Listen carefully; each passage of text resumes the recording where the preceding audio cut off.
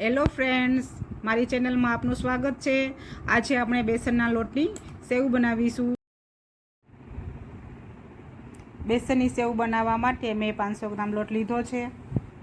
લોટને આપણે એક ચાળણાની મદદથી થોડો થોડો લઈને ચાળી લેવાનો છે।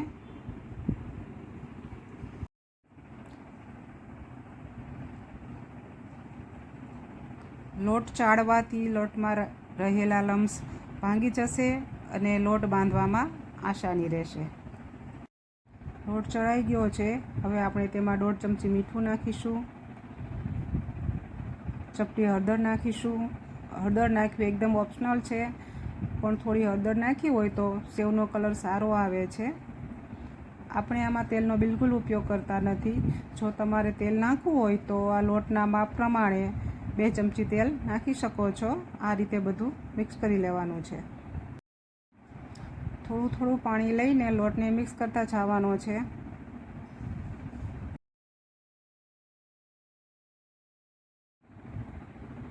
બેટરને એક જ ડાયરેક્શનમાં આ રીતે ફેરતું રહેવાનું છે। જુઓ મિત્રો, બેસનની સેવ બનાવવી એકદમ સરળ અને આસાન છે। ખૂબ જ ઝડપથી બની જાય છે। બહારથી સેવ લાવીને આપણે ખાઈએ છીએ તેનું ઓઇલ પણ સારું હોતું નથી અને એ એક જ તેલમાં ઘણી બધી વસ્તુ તળાયેલી હોય છે, જે હેલ્થ માટે પણ સારું નથી। હવે આપણું બેટર તૈયાર છે। આ રીતે હાથમાં લઈને નીચે પડવું જોઈએ, આ રીતનું બેટર તૈયાર કરવાનું છે। હવે આ બેટરને આપણે મશીનમાં ભરી લઈશું। સંચામાં આ રીતે આપણે તેલ લગાવી લઈશું, જેથી કરીને લોટ ચોંટે નહીં। હવે લોટને એક ચમચીની મદદથી આપણે મશીનમાં ભરી લઈશું।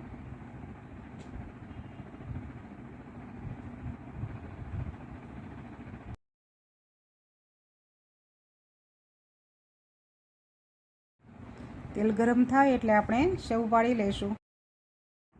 તેલ ગરમ થઈ ગયું છે। હવે આપણે સેવ પાડી લઈશું। આ રીતે 2 થી 3 રાઉન્ડ ફેરવીને મશીનને ઊંધું ફેરવી લેવાનું છે, જેથી કરીને સેવ નીકળતી બંધ થઈ જશે।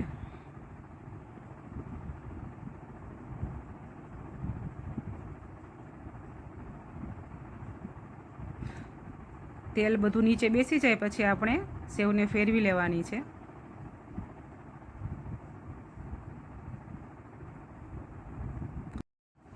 હવે આપણે સેવને કાઢી લઈશું।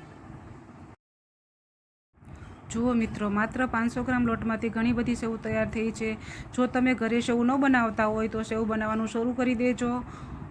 જુઓ, એકદમ ક્રિસ્પી બની છે। જો હાથમાં ઓઇલ પણ નથી લાગતું, એકદમ સરસ ક્રિસ્પી બની છે। મિત્રો, તમને મારી રેસીપી ગમી હોય તો લાઇક, શેર અને સબસ્ક્રાઈબ જરૂર કરજો। આવતા વિડીયોમાં ફરીથી મળીશું।